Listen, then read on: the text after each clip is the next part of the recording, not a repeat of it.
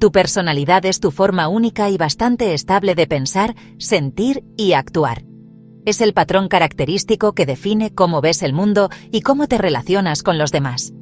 Piénsalo como un proyecto continuo del cerebro, que siempre está trabajando para entender la información que llega y predecir qué podría pasar después en tu entorno social. Estos patrones no están escritos en piedra desde que naces. Se desarrollan con el tiempo, moldeados por muchísimas experiencias y por cómo tu cerebro interpreta esas experiencias. Este plan personal te ayuda a moverte por las complicaciones de la vida, guiando tus respuestas y decisiones en situaciones de todos los días, y generalmente te permite adaptarte y funcionar bien dentro de tu cultura. Pero, ¿qué pasa cuando estos patrones básicos de percibir y relacionarse se vuelven muy rígidos e inflexibles? Aquí es donde empezamos a entender los trastornos de la personalidad. Estos no son simplemente manías raras o excentricidades. Más bien, representan patrones duraderos de experiencia interna y comportamiento que se desvían mucho de lo que se espera en la cultura de una persona. Estas desviaciones son generales, o sea, afectan muchas áreas de la vida, desde las relaciones personales hasta el trabajo o la escuela. Lo más importante es que estos patrones rígidos causan mucha angustia a la persona o problemas importantes en su vida social, laboral u otras áreas importantes, haciendo que la vida diaria sea un desafío constante. Es muy importante saber que los trastornos de la personalidad no son por debilidad personal o un defecto de carácter. Son condiciones de salud mental complejas y las personas no eligen tenerlas. El cerebro desarrolla estos patrones tan arraigados durante muchos años, empezando a menudo en la adolescencia o al principio de la edad adulta. Este desarrollo está influenciado por una mezcla de predisposiciones genéticas, experiencias de la infancia y las interacciones continuas entre la persona y su entorno. Entender esta complejidad es el primer paso para fomentar la empatía y alejarse del estigma que no ayuda y que puede rodear estas condiciones, permitiendo un trato más compasivo hacia los afectados. Este vídeo busca explicar la naturaleza de los trastornos de la personalidad. Vamos a explorar las diferentes formas en que estas condiciones se clasifican y se entienden. Hablaremos de algunas de sus características comunes y también de las formas específicas en que pueden aparecer.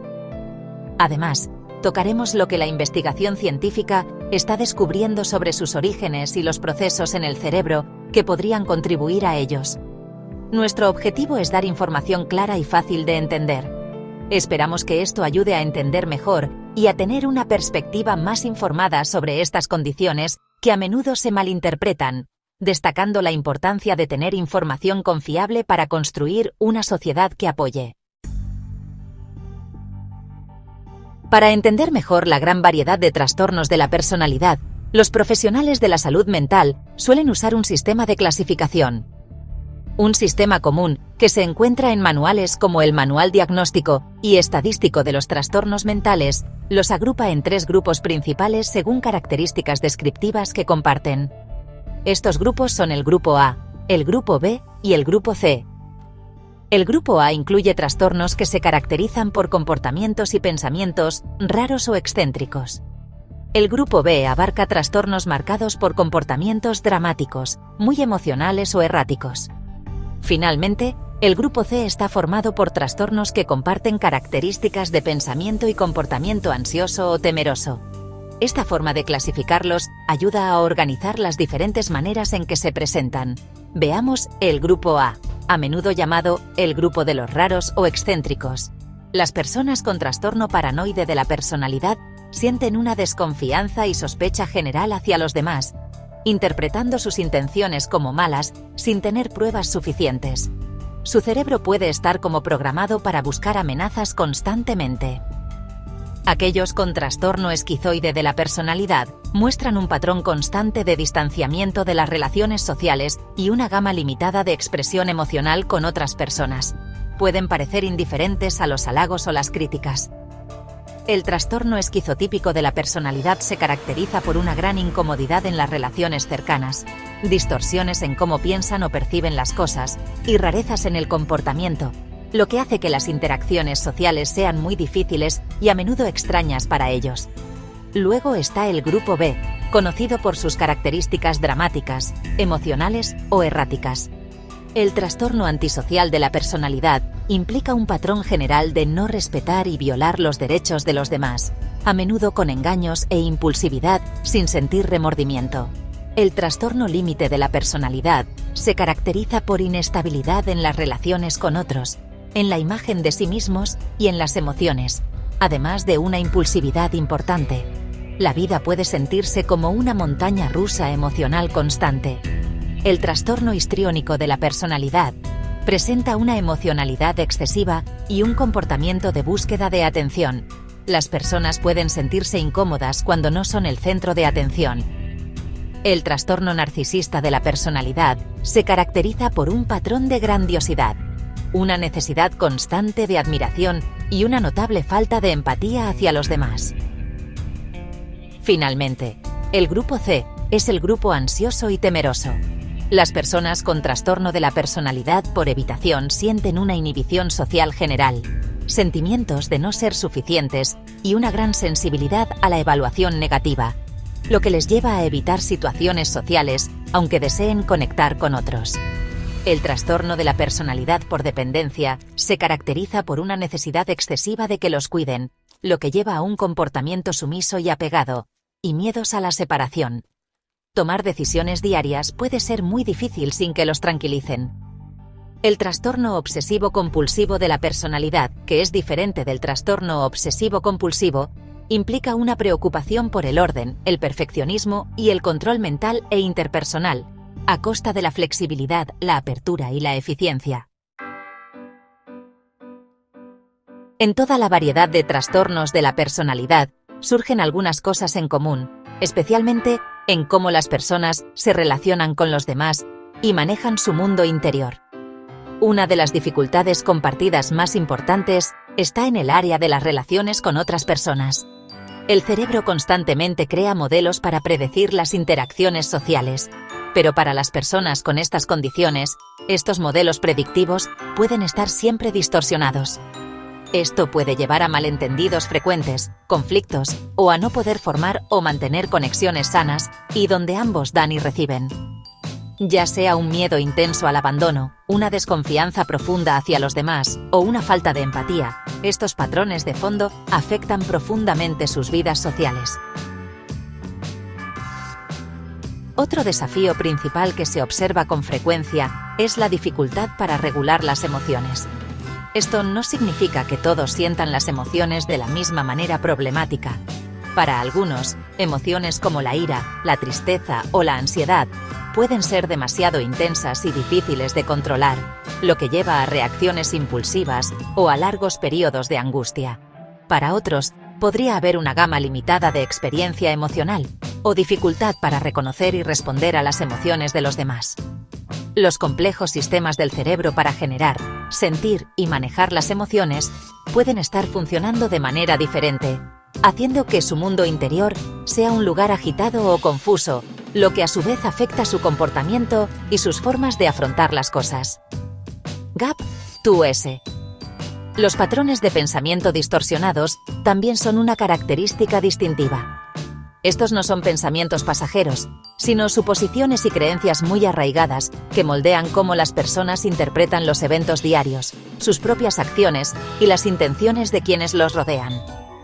Por ejemplo, una persona con la creencia profunda de que no vale nada podría interpretar cualquier comentario neutral como una crítica dura. Alguien propenso a la sospecha podría ver una mala intención en una simple coincidencia. Estas formas de pensar no se eligen, son parte de la manera fundamental en que su cerebro entiende el mundo, a menudo de forma automática y sin que se den cuenta, reforzando aún más los patrones problemáticos de sentir y actuar. Además, muchas personas con trastornos de la personalidad tienen problemas con su sentido de quiénes son y su identidad. Esto puede mostrarse de varias maneras, como una sensación crónica de vacío, una imagen de sí mismos inestable que cambia drásticamente según las circunstancias, o un sentido de importancia persistentemente grandioso pero frágil.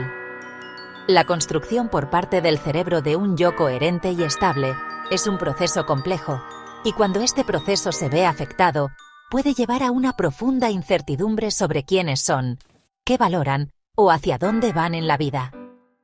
Esta inestabilidad interna puede ser una fuente importante de angustia y puede contribuir a dificultades en otras áreas de su vida. El entendimiento científico de los trastornos de la personalidad es un campo que evoluciona continuamente. La investigación actual sugiere firmemente que estas condiciones surgen de una interacción compleja de múltiples factores, en lugar de una sola causa. Las predisposiciones genéticas parecen jugar un papel, lo que significa que algunas personas pueden tener una mayor vulnerabilidad de nacimiento. Sin embargo, los genes no son el destino. Los factores ambientales, especialmente las experiencias tempranas de la vida como traumas, negligencia, patrones de apego inseguro o dificultades crónicas, también se consideran contribuyentes cruciales. El cerebro desarrolla estos patrones de personalidad duraderos con el tiempo, influenciado por este diálogo continuo entre la biología de una persona y sus experiencias vividas. La neurociencia ofrece más ideas. Aunque no hay un escáner cerebral simple para los trastornos de la personalidad, estudios que usan técnicas de imagen cerebral han revelado diferencias sutiles pero constantes en la estructura y función del cerebro en algunas de estas condiciones. Por ejemplo, la investigación ha señalado variaciones en áreas del cerebro involucradas en procesar emociones, como la amígdala, controlar impulsos, partes de la corteza prefrontal y entender las señales sociales. Estos hallazgos nos ayudan a apreciar las bases biológicas que pueden contribuir a los síntomas que se experimentan, alejando la conversación de la culpa y hacia una comprensión biológica más detallada de estas complejas experiencias humanas. La buena noticia es que, aunque los trastornos de la personalidad son condiciones serias, se pueden tratar. Un diagnóstico preciso por un profesional de la salud mental cualificado es el primer paso esencial. Después del diagnóstico, varias formas de psicoterapia pueden ser muy efectivas. Por ejemplo, la terapia dialéctica conductual se desarrolló específicamente para el trastorno límite de la personalidad y ha demostrado un éxito importante ayudando a las personas a manejar emociones intensas, reducir comportamientos de autolesión y mejorar las relaciones. Otras terapias, como la terapia de esquemas o la terapia basada en la mentalización, también son prometedoras. La capacidad del cerebro para cambiar, conocida como neuroplasticidad, significa que con esfuerzo constante y el apoyo adecuado se pueden aprender patrones nuevos y más saludables. Finalmente, aumentar nuestro conocimiento colectivo sobre los trastornos de la personalidad es sumamente importante. Ayuda a desmontar el estigma generalizado y las ideas erróneas que a menudo rodean estas condiciones, fomentando una mayor empatía y compasión. Entender que estos no son elecciones sino problemas de salud complejos permite a las personas, sus familias y sus comunidades abordar la situación con más apoyo y menos juicio. Cuando las personas se sienten entendidas y seguras, es más probable que busquen y participen en la ayuda. Difundir información precisa y basada en evidencia contribuye a una sociedad más informada, más solidaria y mejor preparada para ayudar a todos sus miembros a prosperar.